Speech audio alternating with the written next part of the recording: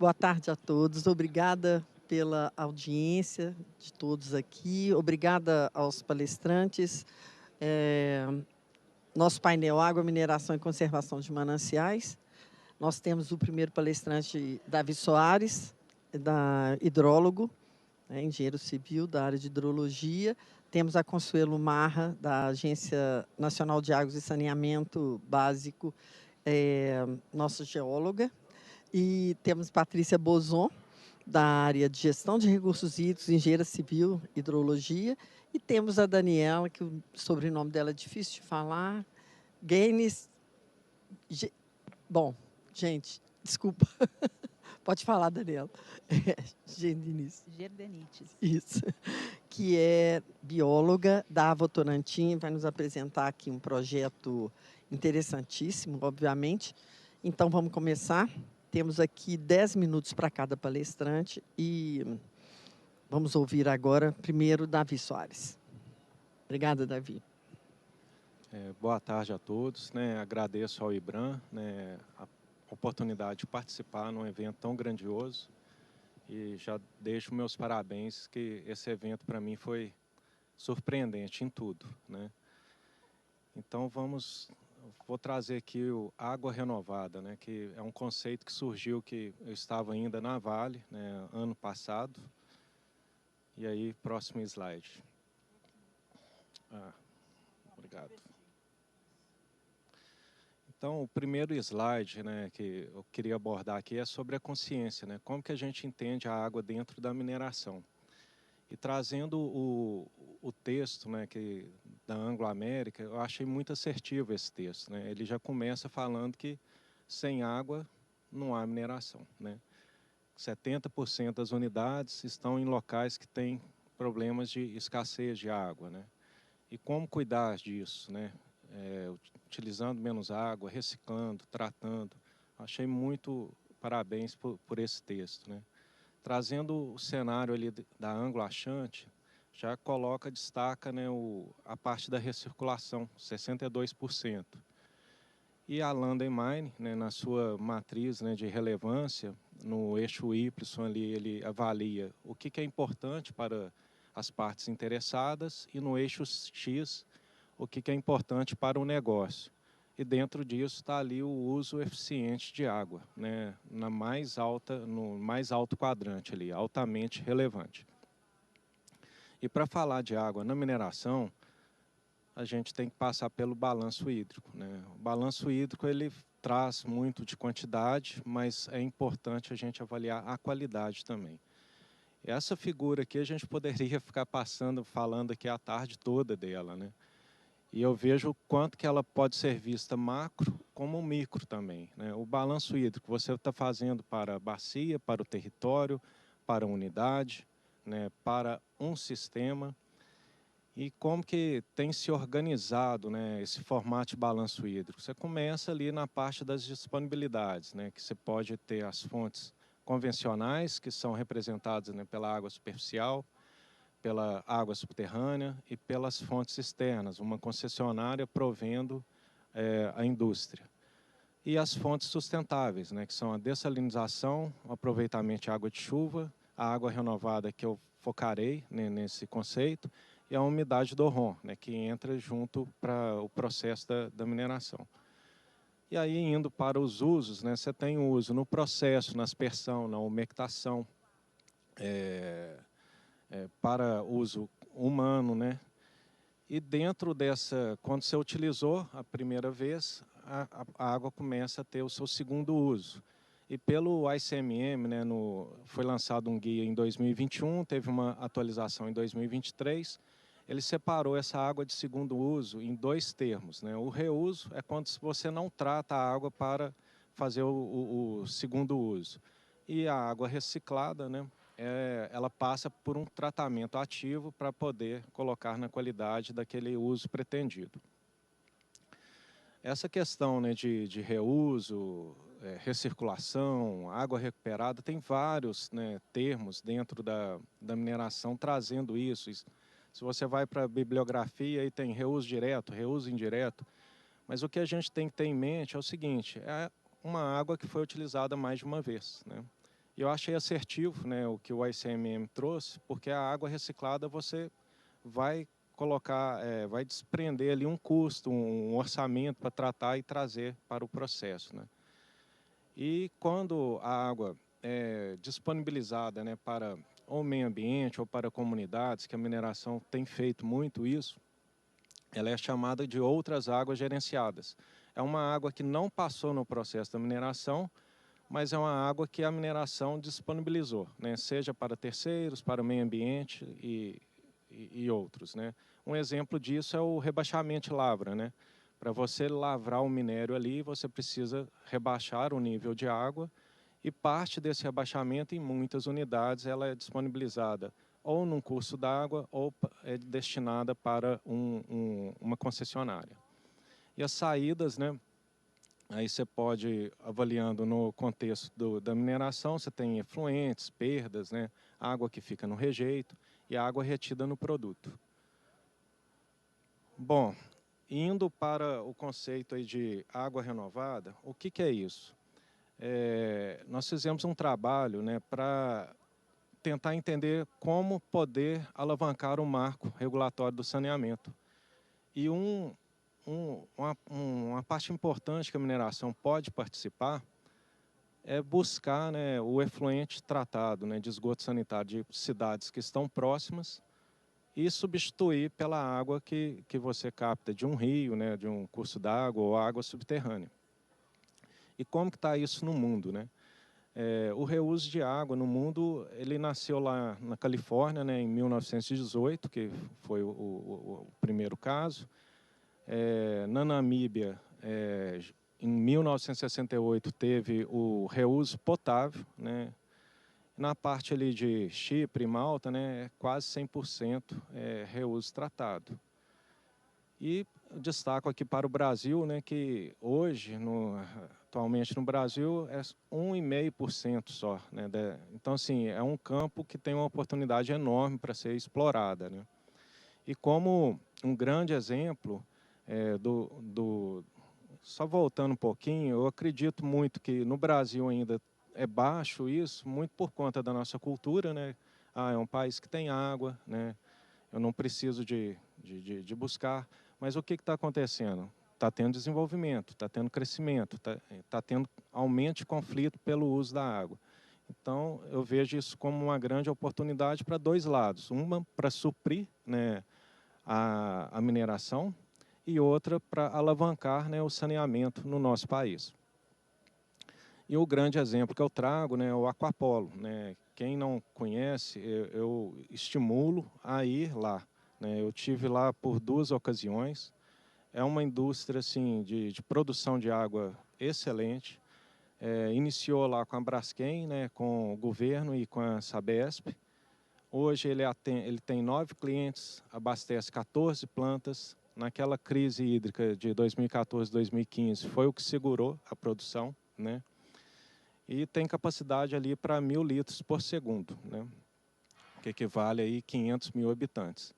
E na foto ali a gente observa, né, a qualidade da água, né? O quanto ela fica transparente, limpa e possível de ser utilizada, né, nos processos. E uma coisa que a gente tem que focar, né, a gente pensa muito assim, qual que é a origem da água, né? Qual que é, eu quero uma água de rio, quero uma água subterrânea. Não, gente, a gente tem que focar na qualidade, né? E esse gráfico, né, da EPA, para mim é muito ilustrativo, né? Você capta ali no rio, ela tem uma qualidade, que às vezes você precisa de elevar ela para uma água potável. Então você subiu a qualidade. Depois dos usos, você vai descartar, caiu a qualidade, virou efluente. E a partir daí você pode ter 2 caminhos, né? Ou descartar ou elevar o nível dessa qualidade. E às vezes você pode até superar a qualidade da água potável, né? Então, um tratamento adequado vai colocar a água na qualidade do uso pretendido. E aplicações da mineração são diversas, né? Desde lavagem de grandes equipamentos, umectação de vias, né? Nos processos, né? E aí eu volto de novo, né? No processo a gente não tem que avaliar só a quantidade, né? Quanto que eu preciso de água, eu tenho que avaliar a qualidade. Porque dependendo da qualidade que a água entra ali na planta, você vai precisar descarregar toda a planta por conta das combinações dos reagentes, né? E como água renovada, né? Onde que isso já está surgindo dentro da mineração, né? Lá em Vitória, né, Arcelor e Vale tem um projeto, né, em andamento com a Cesan, e que possivelmente o da Vale, eu acredito que em 2026 esse projeto estará operando, né? Que é buscar um efluente tratado, né, de uma estação de tratamento de esgoto próxima à unidade para levar para o processo, né? Tem um projeto lá de Borborema, né, Rio Grande do Norte, que esse vai ser 100%, né, de água de estação de tratamento de esgoto. Você pode aplicar, né, em agricultura, né, então a unidade de mineração que estão próximas, né, de grandes áreas de agricultura, de repente dá para compartilhar isso aí também. E hoje quem que não tomou água de reuso, né? Eu duvido que ninguém aqui dentro dessa sala tomou, né? Se a gente imaginar como que é o nosso contexto de bacia, você tem sempre, né, uma estação de tratamento de esgoto que lança num rio, ou até efluentes, né, que vão diretamente para o rio, e a jusante vai ter uma estação de tratamento de água que vai pegar essa água e vai tratar. Então a gente já tomou e tem várias, né, locais que, fábrica de cerveja, né, lá em Portland, nos Estados Unidos, já tem 40 cervejeiros utilizando essa água. E trazendo para Minas, né, eu trouxe essa figura que foi de um artigo da Marília Carvalho, né, e a professora Ana Silva, que tem um comparativo ali de água outorgada no estado de Minas e esgoto gerado, né, onde que as cores mais escuras, né, são as maiores taxas, né. Então eu olho para esse mapa e fico vendo aonde que a mineração está, né. Olha que oportunidade que a gente tem, né, de fazer algo, um legado grandioso para o nosso estado. E finalizo a minha apresentação por aqui. Agradeço a todos. Obrigada, Davi. Lembrar que as perguntas podem ser feitas apontando aqui a câmera para o QR Code e a pergunta aparece aqui para mim, tá bom? A nossa próxima palestrante, Consuelo Mar, da Agência Nacional de Águas e Saneamento Básico, por favor. Boa tarde a todas e todos.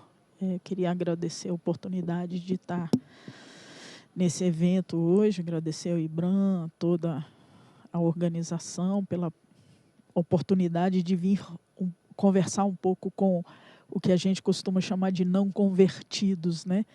São públicos novos, pessoas que ainda não ouviram falar de um nosso programa que eu acredito que tenha uma boa possibilidade de interagir com a mineração.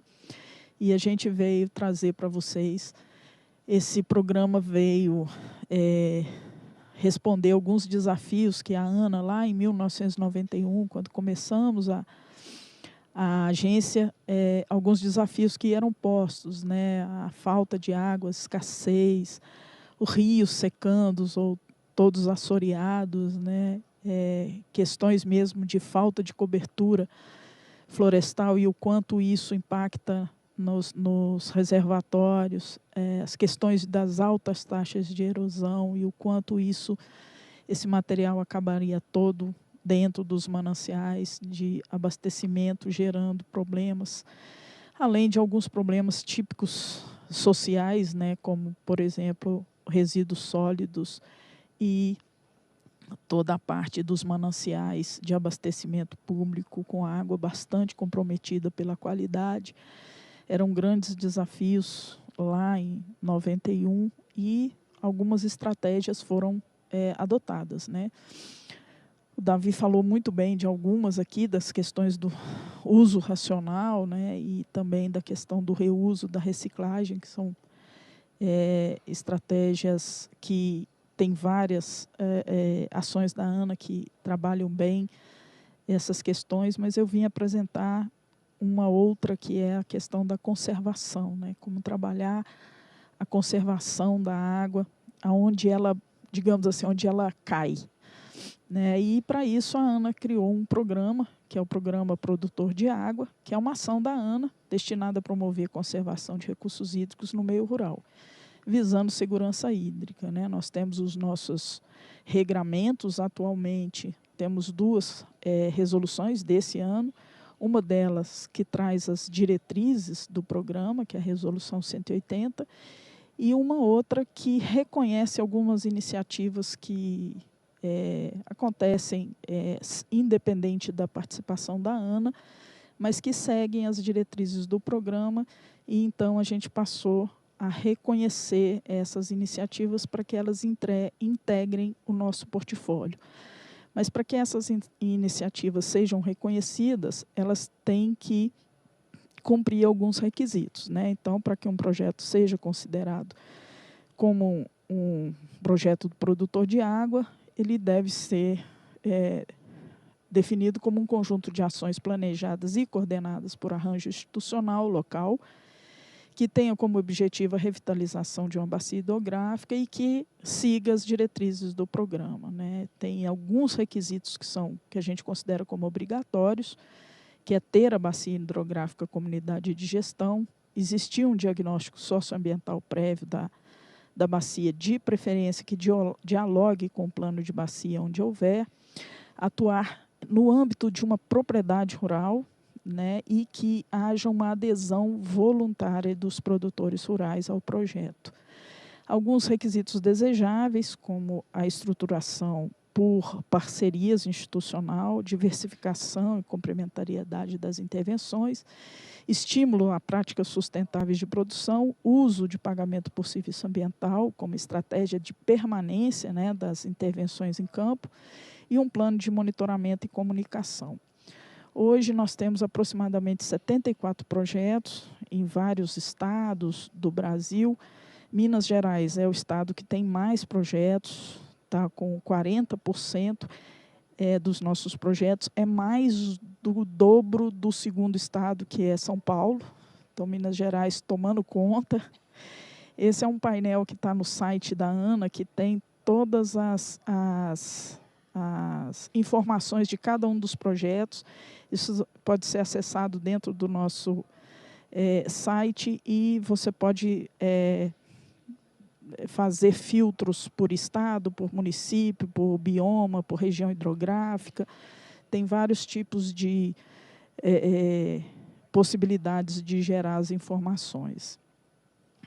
As bases teóricas desse nosso programa é que as águas que caem numa determinada bacia, elas sejam interceptadas, evitando um fluxo superficial dessas águas e facilitando para que elas se infiltrem, de forma a você ter, na bacia onde a água precipita, que ela fique retida ali, de forma a gerar o máximo possível de benefícios para aquela bacia, né? Evitando que a água que caia numa bacia vá embora imediatamente, como a gente tem visto bastante hoje nesses eventos extremos que, infelizmente, estão cada vez mais comuns, né? Então, a intenção é que você tenha sempre paisagens como essa, dessa figura, onde você concilia bastante as atividades produtivas numa mesma bacia, né? E o que se pretende é aproximar o máximo possível dessas curvas inferiores aí, que são um escoamento mais lento da água que cai na bacia, né? Gerando o máximo possível de ações dentro da bacia. E dessa forma, através de ações como construções de estruturas de terraços, barraginhas, adequações de estradas rurais, interceptando a água que cai ali, para que forma que ela possa o máximo possível infiltrar, a gente tem uma bacia mais propícia do ponto de vista de ter mais disponibilidade de água em melhor qualidade e também com uma vazão mais regular, né?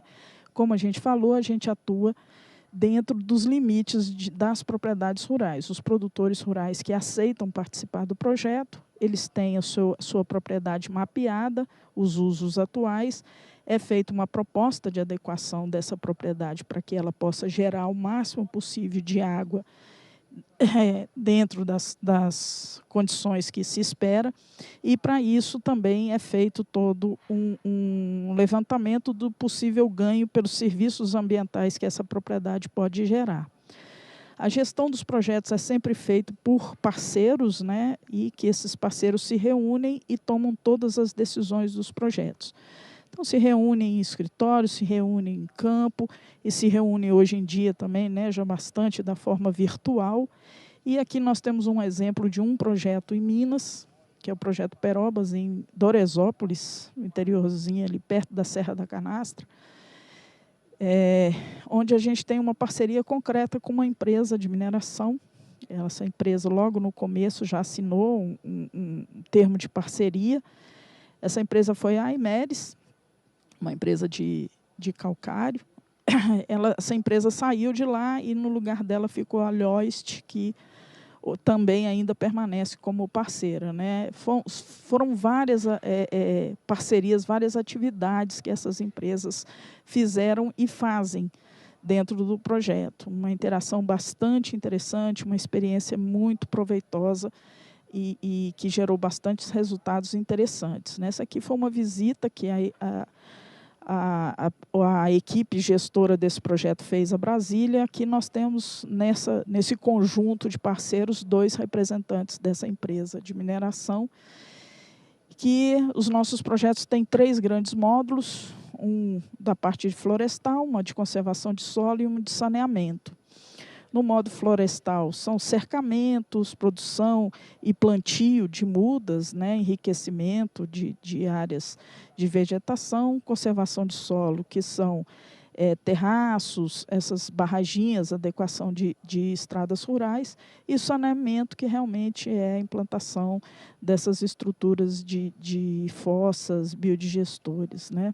E aqui apenas para puxar um pouquinho da nossa próxima palestra aqui da colega, um exemplo de como que é o pagamento por serviço ambiental no âmbito dos projetos do produtor de água, onde, ao longo do tempo, à medida que o proprietário rural aceita cada vez mais fazer adequações ambientais em suas propriedades de forma a gerar os benefícios em termos de água, ele cada vez mais vai possibilitando de receber mais pelos serviços ambientais prestados. Essa aqui é só uma amostra de um possível benefício que a gente pode gerar. Eu deixo aí o meu e-mail para, se alguém quiser se aprofundar mais, porque realmente é pouco tempo, para muita coisa para falar. Obrigado, gente. Obrigada, Consuelo. A Agência Nacional de Águas e Saneamento, mais uma vez, trazendo aí resultados exitosos. É impressionante esse trabalho, o trabalho que vocês fazem, né? Todo dia uma novidade boa. Próxima palestrante, Patrícia Bozon, por favor. Bom, boa tarde a todos e a todas. Quero agradecer demais o IBRANA, as pessoas da nossa IUD, Maria de Lourdes, mas a gente não consegue falar diferente, da IUD da Claudinha, né, pelo convite, por montar esse painel tão importante, né, e por me convidar, né, lembrar de mim para poder discutir com pessoas tão relevantes, esse tema também tão relevante. A minha fala é sobre o pagamento de serviço ambiental propriamente dito, né, que tem como base o conhecer, valorar, para poder conservar, né? Então, é o caminho do PSA. O pagamento por serviços ambientais como ativos ambientais ou safra verde. A mineração tem sua guarda... Não, eu pulei. Desculpa, gente. Como é que volta? Não. É porque faltou, pulou. Eu vou falar um pouco do cenário. Estava, mas não tem problema, não. Desculpa, viu, gente? É porque estava um fora de lugar. O cenário, o caminho e a cadeia produtiva dos ativos verdes, né? A experiência da Ana, que foi realmente precursora nesse tema, foi tão plausível e tão fácil de enxergar que surgiu a ideia de criar-se uma política nacional para normatizar e valorar essa experiência, fortalecer essa experiência, ampliar essa experiência que a ANA iniciou e que vários grupos empresariais, a Fundação Boticário, a TNC e o Legado das Águas, né, que vai ser a nossa próxima palestrante, incentivaram e viram que realmente dá certo. E a Lei de Política de Pagamentos e Serviços Ambientais, ela vem para acolher especialmente o produtor rural. Porque o produtor rural, ele, em sua propriedade, ele tem 80% do imóvel na região amazônica ou 20% nas demais regiões amazônicas, ele não pode ser explorado porque ele tem que preservar essa reserva, é uma obrigação. É como se na nossa casa, 20% da nossa casa foi reservada para cumprir função social. Nós íamos ficar escandalizados, mas o produtor rural é obrigado a fazer isso é lei, ele tem que fazer essa preservação.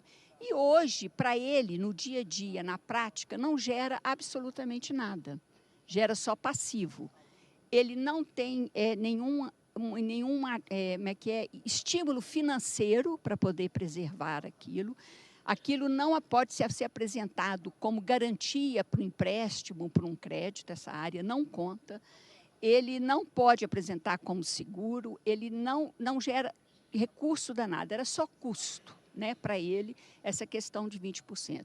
Era um benefício ambiental de longo prazo? Não tenha dúvida nenhuma, mas que ele, enquanto proprietário naquele momento, é difícil dele entender e perceber a importância daquilo.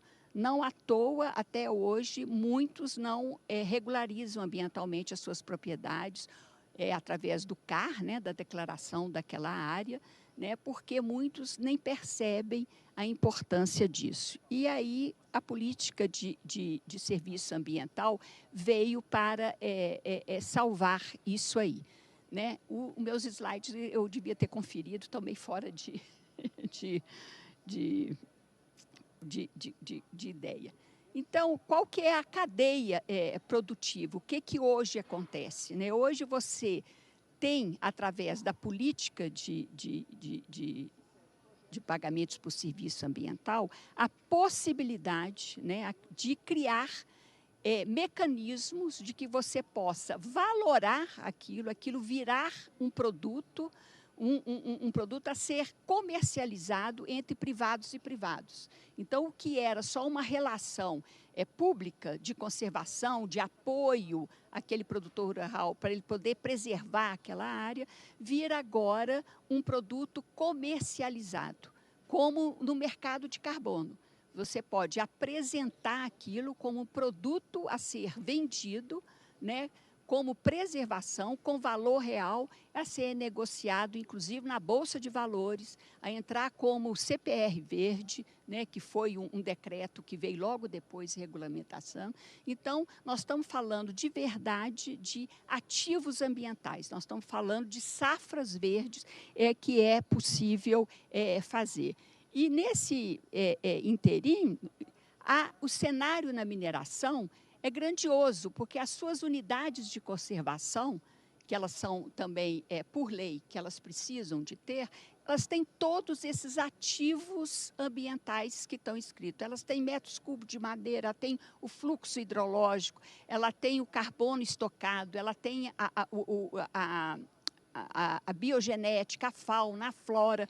São todos serviços ambientais que podem ser valorados e virar realmente safras verdes, né? A política nacional de pagamentos de serviços ambientais trouxe uma segurança jurídica para que isso vire realmente um produto comercializado. Ela afirma conceitos, ela afasta a complexidade de valorar um dos serviços ecossistêmicos.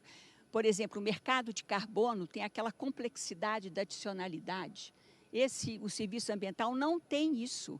Você pode comercializar em reserva legal, coisa que o mercado de carbono não permite, porque você tem que fazer o carbono adicional ao que a lei impõe. No pagamento de serviço ambiental, não. Você pode comercializar em reserva legal, em RPPN e nas unidades de conservação postas para mineração. Então, trata de conhecer os detentores do capital natural, como empresários verdes e azuis, né? Dar valor para aquilo que eles estão fazendo. A cadeia produtiva, então, assim, você faz um diagnóstico, você avalia, valora através de mecanismos de valoração que hoje, por exemplo, a própria Votorantim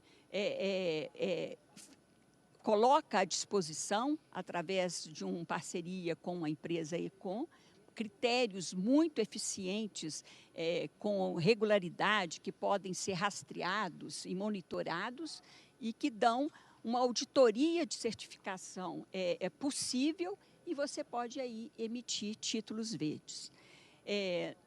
Existe aí um desenvolvimento de uma metodologia que começou a ser testada há algum tempo na própria Vale sobre o pagamento de serviço ambiental hídrico, o PCA hídrico. Você saber exatamente quanto daquela preservação aumenta em disponibilidade hídrica. Melhora o ciclo hidrológico em benefício do usuário. É uma metodologia que ainda não está firme, como está a da Votorantim para o Carbon Floor, que é a questão de medir o carbono pela preservação da vegetação, como está sendo desenvolvida agora a partir do manejo sustentável, né? Também é uma metodologia que está sendo dirigida. E tem essa também da questão hídrica, que é a discussão aqui nossa, né, Yudi? Quer dizer, foi testado e houve uma mensuração de aumento real de um fluxo de base a partir de uma unidade de conservação, onde foi medido esse aumento de fluxo real de 1,33 litros por segundo por quilômetro quadrado. Você calcula isso dentro de uma área grande, o que significa em termos de vazão acessível.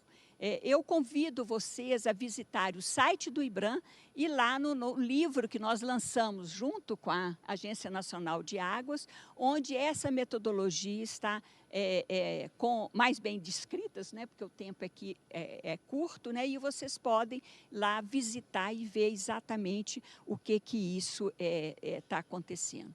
Então, eu digo que a mineração toda mineração tem o que se pode dizer um legado das águas, através das suas unidades de conservação. O que é preciso é conhecer para poder valorar, né? Então, para isso é preciso de medir, né, e valorar. E eu digo que a mineração tem um ativo verde enorme, muito grande, e que precisa ser conhecido por ela própria e valorado. Obrigada. Obrigada, Patrícia. Essa publicação que a Patrícia citou, propaganda aqui, que foi uma publicação gerada aí na gerência da Cláudia Dias, e perspectivas e avanços na gestão dos recursos hídricos e a mineração. Participamos, né, como autores também, eu, Patrícia, Davi, mas uma publicação interessante está lá no site do IBRAM. Nossa próxima palestrante convidada, Daniela, da Votorantim, traz aí para nós um programa lindo, né? Fantástico, muito interessante. Por favor, Daniela. Boa tarde a todos. Eu sou Daniela, gerente do Legado das Águas, que é um negócio, falei sim, a palavra negócio, da Reservas Votorantim. Então, a Reservas Votorantim, ela pertence ao portfólio da Votorantim, que tem a Nexa, que tem a Cimentos, que tem a parte de energia com a Auren. Então, também tem a Reservas Votorantim e o Legado das Águas é a sua filial, sua primeira filial. Bom, mas para falar de Legado das Águas, que, aliás, foi uma palavra que eu ouvi muito, eu vi muito ESG, muito sustentabilidade, muito legado. Eu só não ouvi uma coisa, pelo menos eu cheguei hoje, que é paixão. Então, eu não consigo não me arrepiar toda vez que eu passo esse vídeo. Vamos lá.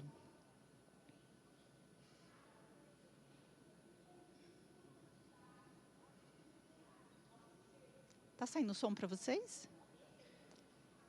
Não tá, né?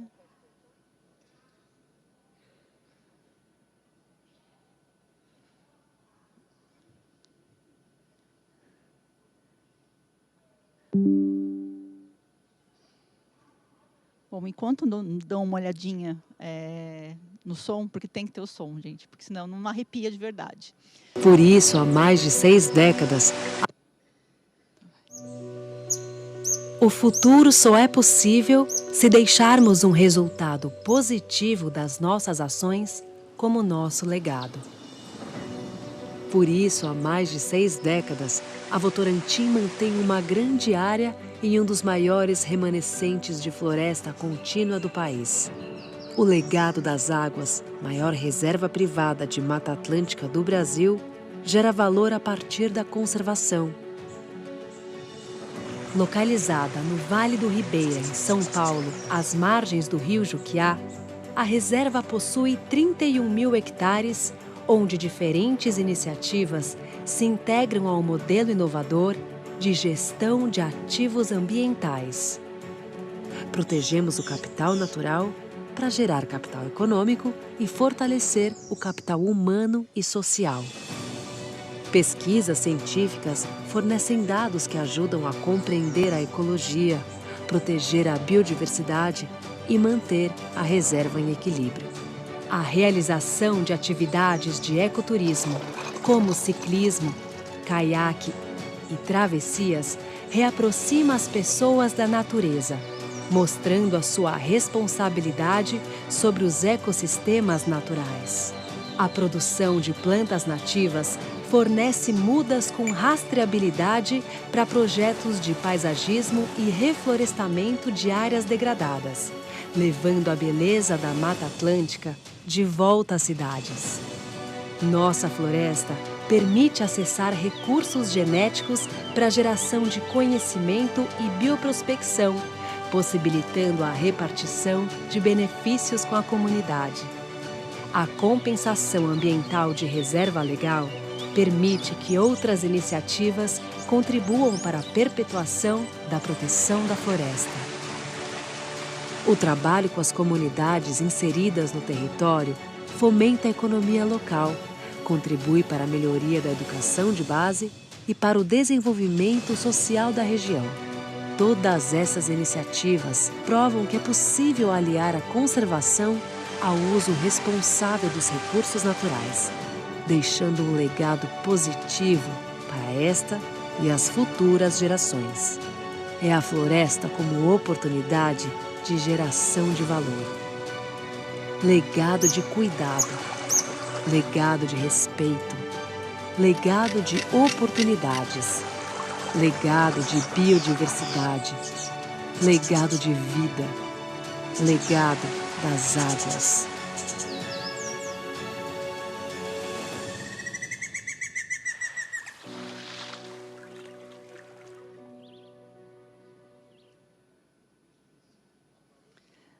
Bom, não sei se vocês arrepiaram, mas eu sempre arrepio mesmo.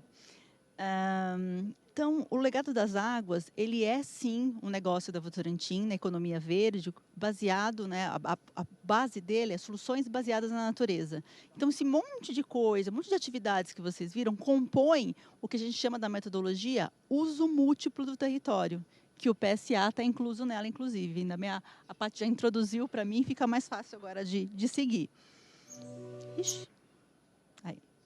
Então, que metodologia que é essa? Se vocês imaginem que vocês têm 1 hectare.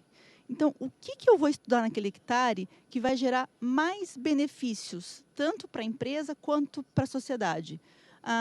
Tem muita água, então tem capacidade turística, tem capacidade de fazer de mudas de espécies raras, de turismo científico, de educação ambiental, estudo do meio, compensação de reserva legal, a venda do carbono, né, através das metodologias de PSA.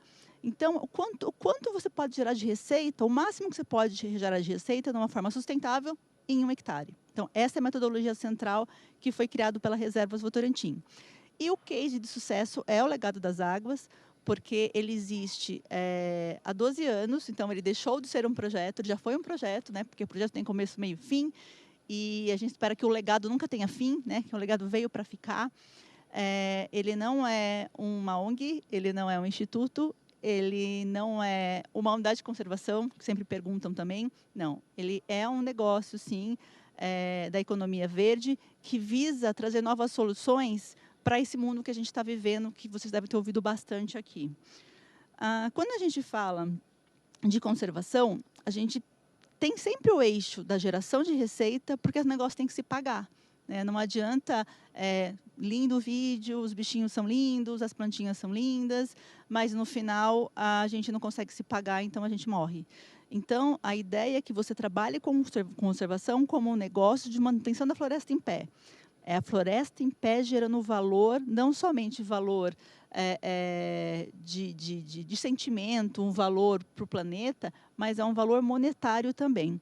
Então, quais são os eixos principais de geração de receita? Compensação de reserva legal, porque a conservação da área é muito maior do que é necessária. Não sei se vocês conhecem já o legado, fica o convite para vocês entrarem no LinkedIn, no site, nas mídias sociais. Mas, ao longo do legado, existem 4 usinas hidrelétricas da Companhia Brasileira de Alumínio. Então, primeiro, essa área ela passou a ser um ativo ambiental, porque quando foi feita a conservação, gente, precisava de água para gerar energia. Se eu não tenho nascente, eu não tenho água. Se eu não tenho floresta, eu não tenho água. Então, quando se deparou, puxa, agora a gente precisa ter muito mais terra e muito mais vegetação do que é necessário. O que fazer com isso? Aí surgiu a história do legado das águas. Então, quando você olha para potências, biotecnologia, turismo, essa compensação de reserva legal, metodologias novas de carbono que estão saindo cada vez mais. Então, pode ser que amanhã tenha uma nova descoberta, descubram uma planta que traz alguma cura para alguma doença, ou um cosmético mais natural. Então, a gente está sempre aberto a possibilidades. E, quando a gente fala de conservação, a gente faz o nosso negócio é conservar para poder empacotar e comercializar isso de várias formas, mas sempre tendo como pano de fundo a conservação da biodiversidade. Então, o legado das águas existe há 12 anos, mas ele foi aberto ao público somente em 2019, bem, recém-pandemia, daí teve que fechar de novo, foi bem caótico essa época. E também tem uma unidade que é da CBA, que fica em Niquelândia, né, em Goiás, que é Legado Verde do Cerrado, que tem uma outra pegada, tem uma pegada bastante do sistema agro também. Porque quando a gente fala da metodologia de uso múltiplo do território, é o que aquele território tem para oferecer. Eu não vou colocar um programa de educação ambiental onde só tem pedra. Eu não vou colocar uma pousada num lugar que não tem nenhum atrativo turístico. Então, tudo isso são feitos estudos para a gente conseguir chegar a qual que é o melhor uso daquela área. Então, aqui está o legado, são 31 mil hectares de terras, com 75% em alto estágio de conservação, dá mais ou menos o tamanho de Belo Horizonte. É muito grande mesmo. Então, para tomar conta não é fácil, é muita gente trabalhando na parte de monitoramento, fiscalização, porque tem invasão de terra sim, tem caça ilegal, tem pesca, tem extração de palmito, então a gente sofre bastante com isso, mas a gente também virou um refúgio, um oásis onde os animais acabam sendo refugiados. E você tem o Legado Verde do Cerrado com 32 mil hectares, que tem um sistema de negócios parecido com o Legado das Águas, mas que também divide, né, parte da fazenda com a parte de agronegócio, né, uma coisa para compensar a outra. E aí vem a pergunta, puxa, mas o que um negócio desse, múltiplo uso do território, está fazendo num congresso ligado à mineração? E a gente tem um exemplo muito importante para a gente, foi um case construído em vazantes mineiras. Esse projeto, baseado no princípio de uso múltiplo do território, ele traz exatamente esse olhar. A mina ela vai entrar em processo de descomissionamento em 2028. Então, antes de entrar nesse processo, já começou o estudo. O que eu faço com uma grande área de reserva legal, de APP, de unidade de conservação, para justamente trazer um bem para a sociedade. Pensar no descomissionamento muito antes dele começar e deixar um legado. Então, daí nasceu Umas Mineiras, ela está em andamento, foi feita mais ou menos em 2021, e agora a equipe da Anexa está tocando esse projeto, porque a hora que acabar a mina, você tem um outro negócio de valor para a sociedade também. Então, assim, é um case que a gente gosta muito de a gente falar, e a gente espera aí fazer muitos outros legados por esse Brasil afora. E eu quero aproveitar para agradecer o convite, que foi um prazer imenso conhecer vocês. Obrigada. Obrigada, Daniela. É claro que a gente arrepiou aqui, né? Muito lindo, muito bonito. Bom, eu tenho aqui uma pergunta para o Davi. Vou começar. E lembrando aqui que o QR Code, se tiverem perguntas, podem apontar. Nós temos aqui 29 minutos, né, para discussão. Tem um tempo bacana aqui. E, bom, Davi, pergunta da Cláudia. Cláudia Dias, o custo do tratamento de efluentes não torna inviável o reuso? Como incentivar essa prática nas operações? Obrigado pela pergunta. Tudo tem que ir no custo e benefício, né? Mas se a gente for imaginar, hoje tem projetos, né, que você vai buscar água a 27 quilômetros. Qual que é o custo disso, né? Tendo que eu participei de um projeto desse, tinha uma estação de tratamento de esgoto a 4 quilômetros, né? E ela já saía numa condição boa. É claro que você vai precisar de ter uma garantia desse tratamento, né? Ter uma redundância do tratamento para o uso pretendido. É uma questão que tem que avaliar, Cláudia. Assim, não tem... sempre vai ser mais caro ou sempre vai ser mais barato, né? Lá no projeto que eu estava participando lá em Vitória, o custo da água que a gente estava pagando era R$10 por metro cúbico. O custo do efluente ele estava caindo para 6 do tratamento. Então, assim, então depende, né? Vai ter local que vai ser próprio, né? Que vai dar para fazer, vai ter local que não, né? Mas tem que mudar essa percepção, né? Hoje, por exemplo, se você pega, né, exemplo de Portugal, ele vê, lá não chama mais estação de tratamento de esgoto, chama de EPA, estação de produção de água. Então, tem que mudar essa percepção, né? Interessante. Bom, eu queria fazer uma pergunta para Consuelo. Consuelo, o programa Produtor de Água, ele é bem conhecido. Qual a razão, por que você acha qual a razão principal desses bons resultados? É uma adesão? Ter recurso para poder levá-lo à frente? O que você acha qual o principal motivo do sucesso do programa Produtor de Água? A gente encomendou uma avaliação do programa para tentar responder isso.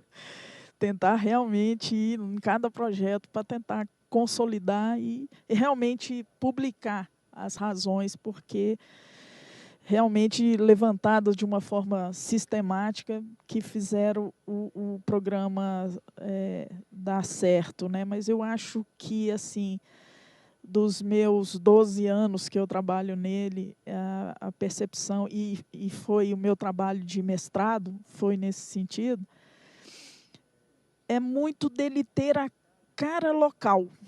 Então, cada lugar que tem um problema busca resolver aquele problema. Esse conjunto de parceiros que se juntam e cada um traz a sua contribuição para resolver aquele problema hídrico local. E, além disso, a alta adesão dos produtores rurais, porque eles são ouvidos. Eles são parte da solução. Eles não são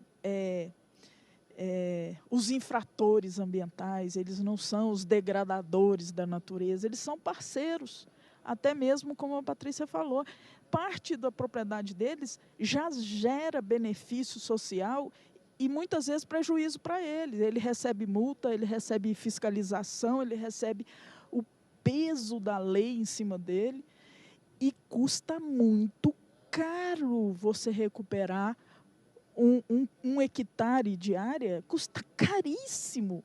E a sociedade joga no colo do produtor e fala, olha, você é obrigado a recuperar isso, porque eu preciso de água limpa, eu preciso de bichinho, eu preciso de ar puro, e você é obrigado a fazer isso, e eu não vou te dar nada para você fazer isso. Você vai produzir alimento, porque eu preciso de comida, você vai produzir água, porque eu preciso de água, você vai produzir biodiversidade, porque eu preciso disso, e eu não quero saber de onde que você vai tirar dinheiro para fazer isso.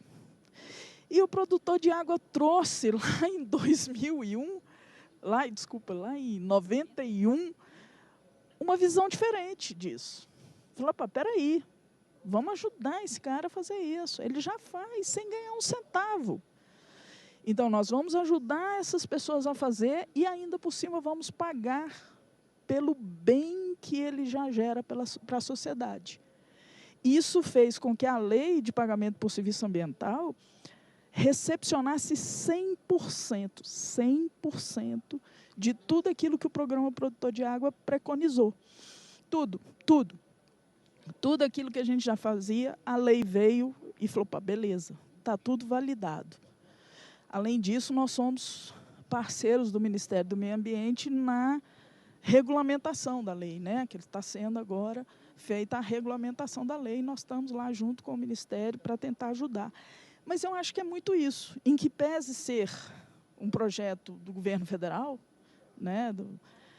Ele é muito a cara de cada lugar. Pertencimento e identificação. É tipo isso, exato. Sabe, assim, a gente conseguiu fazer com que um produtor rural e infrator sente junto com a Polícia Ambiental e o Ministério Público numa mesma mesa e chegue a um consenso de como tocar aqueles problemas que, de uma forma ou outra, está afetando toda a sociedade, por exemplo, falta de água ou fogo, né? Fogo.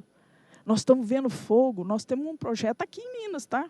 Em Piauí, que o grande problema lá que afetava o manancial de abastecimento era fogo. O que a gente fez? Fez um projeto onde os produtores rurais recebem pagamento por serviço ambiental para manter os aceros, para evitar fogo. Não sei esse ano, mas até ano passado já tinha uns 3, 4 anos que não pegava fogo.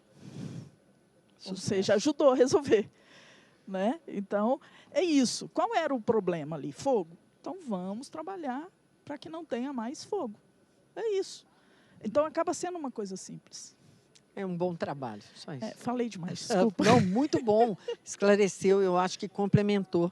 Né? A gente precisava entender, porque ele é, de fato, um programa exitoso, a gente sabe disso. Né? Patrícia, uma pergunta para você. Essa lei do PSA, ela se enxerga nessa lei alguma ameaça para a aplicação dela, ou ela é toda oportunidade? Acho que você perguntou para a pessoa errada. Não perguntei, você sabe. Você tem uma boa avaliação das normas legais. Ela precisa de regulamentação. E eu fiz parte, inclusive, de um grupo da coalizão que apresentou um decreto. Eu falei? Eu vou tomar a liberdade de te passar, porque a gente, você já viu, porque foi um decreto discutido durante muito tempo e com vários interesses, vários olhares. A coalizão é que organizou e eu fiz parte, assim como fiz parte também do grupo da coalizão para aprovar a lei. Então, a lei é isso mesmo que ela falou, tudo com base na experiência do produtor de água, né? E a ideia é ser mais do que uma ajuda pública, um benefício público para um produtor rural que é muito penalizado pela coisa. É fazer disso um negócio. Esse é que é a cara da lei. é fazer disso um negócio. Ele é mais oportunidade que Ela tudo, é né? mais oportunidade porque tudo, porque para o produtor até optar por ser só esse negócio. Pode-se chegar a esse cúmulo diante de, por exemplo, uma produção de gado que não dá nenhum retorno grande. Às vezes, a própria safra verde pode dar um retorno grande. E a safra azul, né, que nós estamos agora tentando medir também para que se vire, quer dizer, que dá benefício, nós sabemos. Nós estamos tentando agora valorar, dar esse valor. Porque nós estávamos falando na fala do Davi, intrometer aqui um pouco na pergunta, porque o maior prejuízo, mais caro é ficar sem água. Pergunta a Ródia, na crise de 22, quanto custou para ela ficar 5 dias sem produzir. O Banco Santander, há pouca gente sabe, o Banco Santander, naquela crise de São Paulo, pagava R$50 mil de caminhão-pipa para abastecer as agências dele, do Santander. Ou seja, isso é caro, né? Isso é caro. E essa política, ela traz um mercado novo, ela entra nessa linha colocada pela Votorantim aqui do negócio, é um negócio novo e que vale dinheiro. E eu acho que a mineração está perdendo uma boa oportunidade de fazer de suas unidades de conservação esse viés, não toda a mineração, a Votorantim já acordou. Recado é sempre bem-vindo, né? Daniela, uma pergunta para você. Vocês têm uma medida da influência desse legado no entorno dessa enorme região? O que esses 12 anos, né? E você falou em 2019 foi aberto, né? Fechado e reaberto. E o que isso trouxe para a percepção da sociedade, da comunidade no entorno?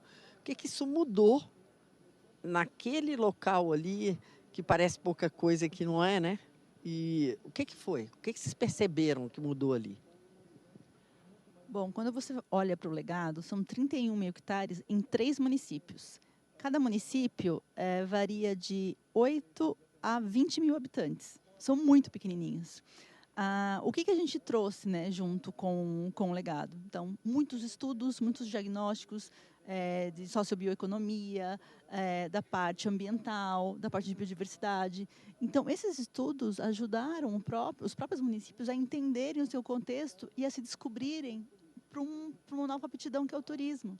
Porque você imagine que você é um prefeito de um município em que 80% dentro de uma APA. Você não vai conseguir trazer fábricas e gerar muito dinheiro lá. E aí o que acontece? O que os jovens querem fazer? Ir embora. Aqui só tem mato, eu quero ir embora. Quanto eu ouvi isso dos jovens? Eu quero ir embora. E agora eles estão voltando, porque estão vendo outras oportunidades.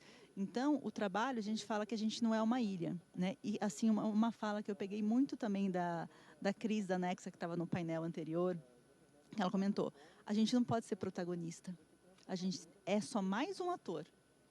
Quando a gente se posiciona assim e pensa, eu sou mais um ator, a comunidade do lado é mais um ator, o restaurante que faz o frango com gengibre é mais um ator, a gente trabalha o público que vai chegar lá em roteiros.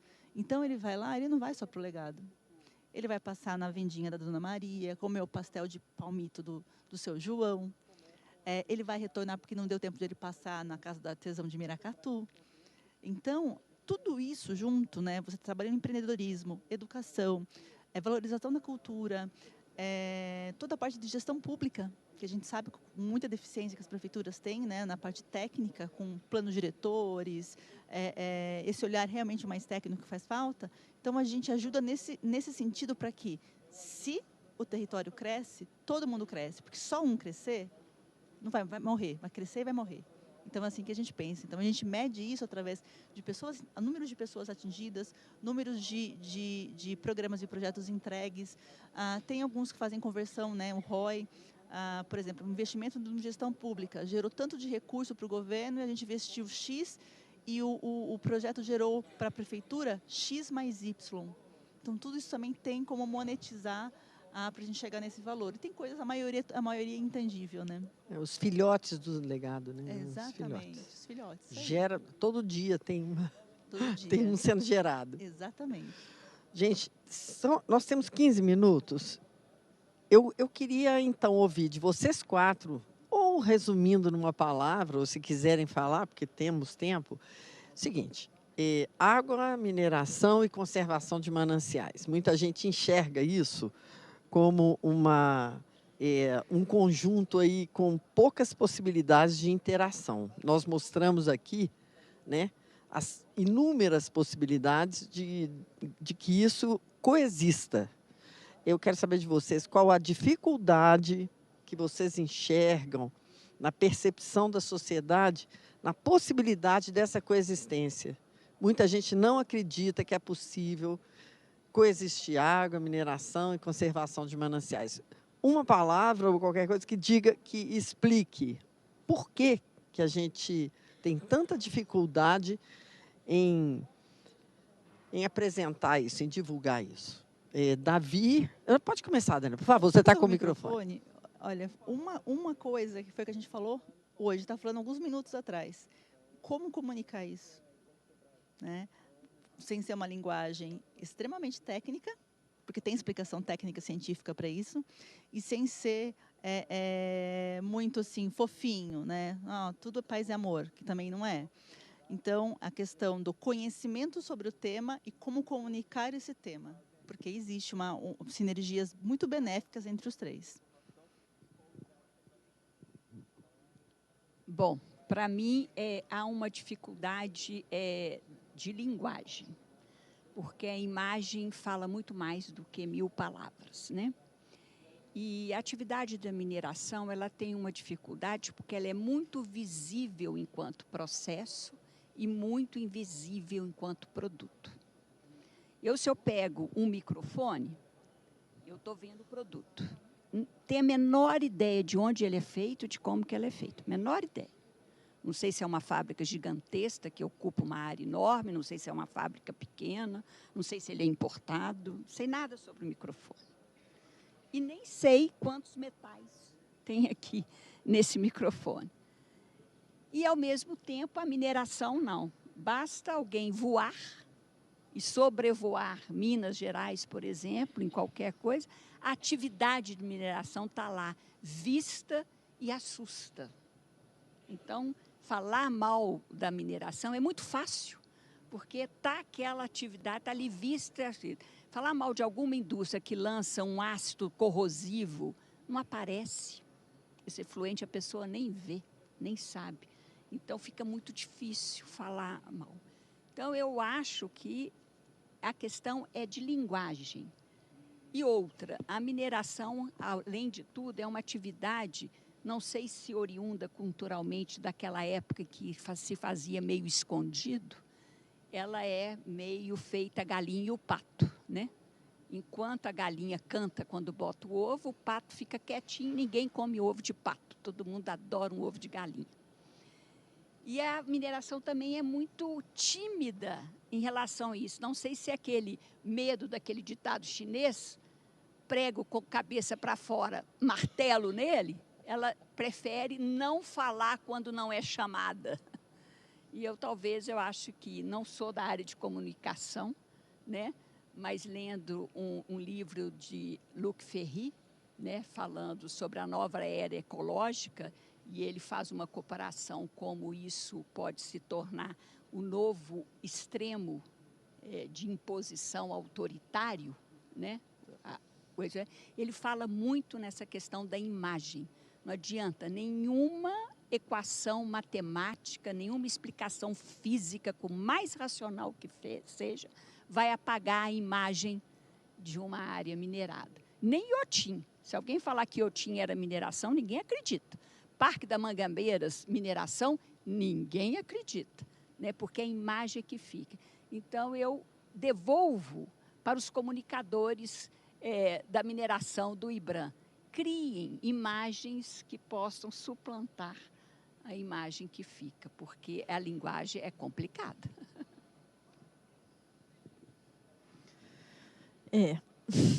Pergunta difícil, hein? Mas, ao mesmo tempo, eu vejo isso que está acontecendo agora, por exemplo, aqui, uma excelente oportunidade para responder essa pergunta, né? A Agência Nacional de Águas e Saneamento Básico esteve presente nesse evento, inclusive com participações de uma diretora, que inclusive é geóloga, nossa colega.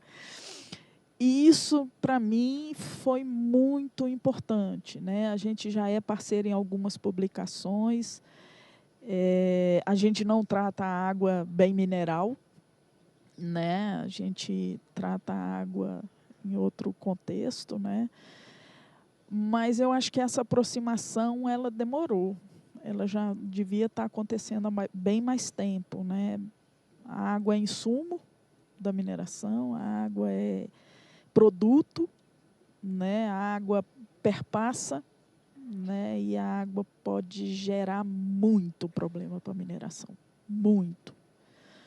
A gente teve aí alguns exemplos bastante infelizes do que isso pode trazer, e eu acho que é muito bom saber que, de repente, a mineração está enxergando a água mais do que apenas realmente como um insumo, né?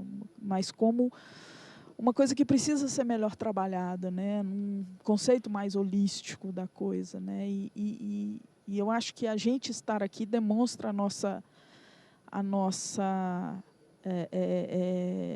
interesse em participar disso, e eu super concordo com você. Eu acho que até vejo hoje, né, algumas propagandas que passam na televisão explicando, né, enfim, o quanto a mineração é importante, o quanto ela está presente em absolutamente tudo, né. Eu acho que isso está começando a mudar, e eu acho muito importante que realmente isso mude. E no que se refere ao que eu vim especificamente apresentar, eu acho que a gente traz para a mineração uma excelente oportunidade, né, de mostrar que aquilo que ela está fazendo ali no território não é só cavar buraco e deixar aquele buraco enorme, aquele impacto visual monstruoso. Ela pode trazer outros benefícios. Ela pode trazer outros benefícios, ela pode estudar a vocação do território, né? Que a gente também trabalha muito com isso. Esse programa Produtor de Água, ele trabalha muito com a vocação do território, né? Nós temos um exemplo do projeto de Extrema, que pegou uma área que tinha lá desmatado para produzir alimento, falou assim, cara, isso aqui não é vocação para produzir alimento, isso aqui você tem que produzir floresta. E estão voltando com a floresta, sem alguns casos desapropriando, em alguns casos não, mas remunerando os produtores que resolveram parar de produzir carne, produzir leite, produzir grãos, numa área que é um monte de pirambeira, não tem a menor condição de você produzir isso lá. Falou, vamos produzir floresta e a gente vai pagar para vocês por essa floresta, por esse carbono, por essa água. Ou seja, a mineração pode fazer parte desse movimento, e eu trouxe um exemplo concreto de uma parceria que deu super certo e está dando certo.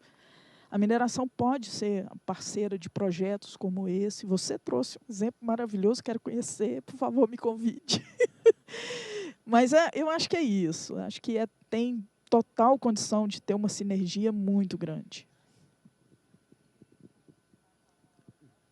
Bom, eu concordo, né, que passa por essa parte de comunicação, mas no início, né, da minha palestra eu já trouxe ali, né, sem água não minera, né, então as duas andam juntos, né, e se a gente observar os relatórios de sustentabilidade e buscar lá as parcelas de água, né, a água de primeiro uso e as parcelas de água de reuso, somar elas, que é o composto da demanda de água, né, para operar.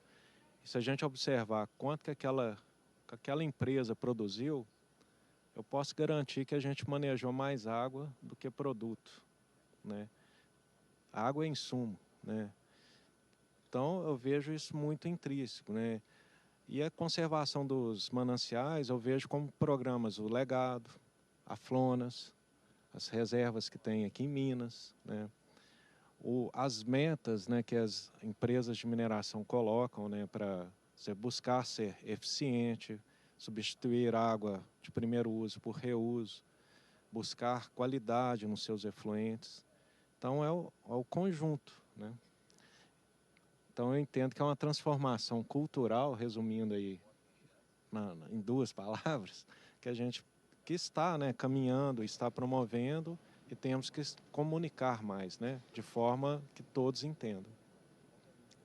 A comunicação da mineração precisa ser aperfeiçoada, todos nós aqui estamos de acordo, né?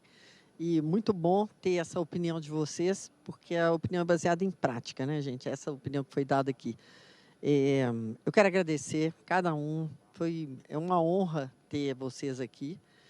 E a produção me pediu para pedir para que vocês não saiam dos seus assentos, permaneçam, porque daqui a 4 minutos nós vamos ter o fechamento do evento aqui nessa sala, e que vocês permaneçam aí para a gente encerrar esse grande evento aí que está sendo a Exposibran. Muito obrigada, viu, pela oportunidade, gente. Obrigada.